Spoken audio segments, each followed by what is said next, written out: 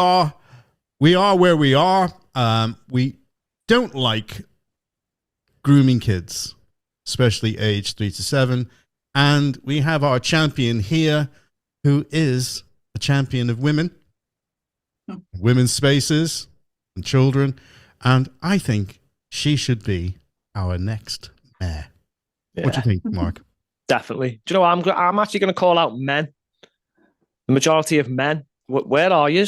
I'm not being funny, but when I was a child, I was told to look after and respect women. Yeah. And I've tried my best to do that ever since and instill the same values in my son. Where's all the men? Why are we just letting men take over women's sports and changing rooms? And why are we allowing this? Well, the Englishmen used to be strong and fight for their rights and their values. So please continue to do so.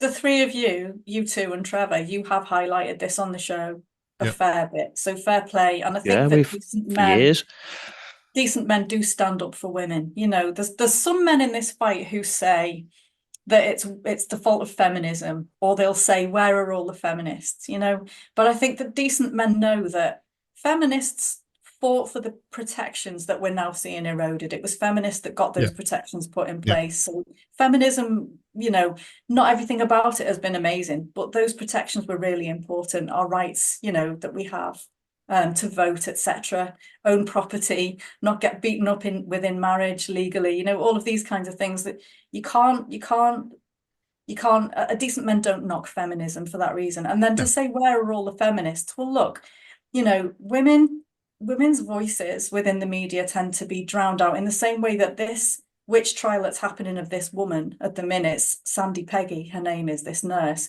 that's not being featured anywhere near as much as it should be on the news, because it's not generally women that set the agenda on the news. Still, you know, there are more women in the news and there's more women presenters, but people that are making the decisions about what's considered important to talk about is not, we haven't got there yet with it.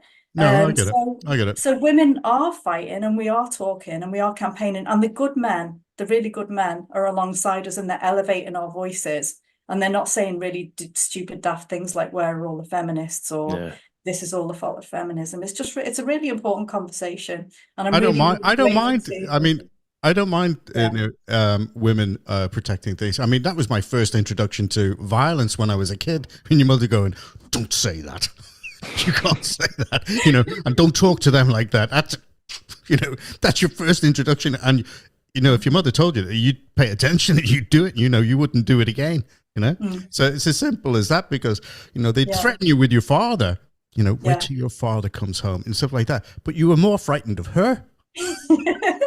Well, you know, there was someone where a bloke, a big angry looking bloke, dragging his kid along behind him, went past me and told me to F off and called me a bigot. Did it about 2 or 3 times until Simon piped up.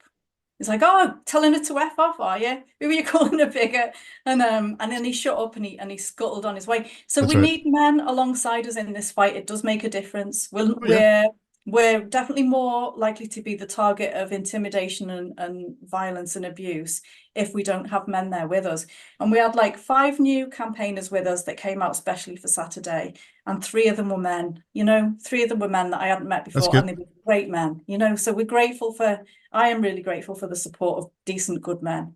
That is good. See, the thing with the feminism argument, that's also really complex, because you've got different types. So the old feminists who fought for equal rights did the job, but it didn't stop there with some of them. And they've gone to the point where men are being berated and all men are being blamed for everything. Oh, yeah. And it's like, hang on, slow down. You know, the original purpose was probably a valid one. Yeah. But I think like some ideologies, they can be pushed a little bit too far past, you know, sensible. Keep it family, keep it family based. Look after your good ladies, look after your kids, you know, do the right thing. That's what it's all about. I mean, all the rest of the stuff that's coming in, I mean, you know, it's just a mental health issue as far as I'm concerned. End of story. You know, a man wants to be in a space with a woman. No, I don't want all my secrets coming out.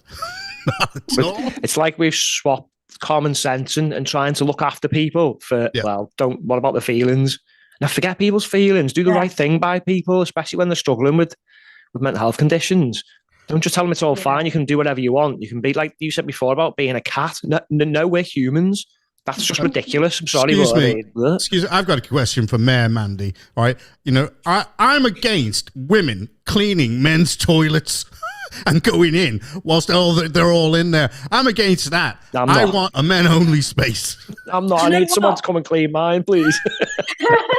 When they've done surveys recently about the toilets issue, it's not just women that don't like men. I mean, obviously for the safety reasons, women are more at risk if there's men, as well as the embarrassment reasons. But men don't want women in their toilets either. No, especially when it's cold. No, we don't.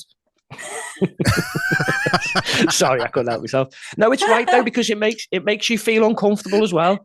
Indeed. It's like I don't really want to be getting dressed in front of a woman. What if I might get accused of something? I'm just want to get changed. I think it's just best if we have men and women, and then because there's a million other categories, just make a bin shed outside for other. Well, I'm going to call it. The dogs and the horses can go in the stable. I'm going to call it there.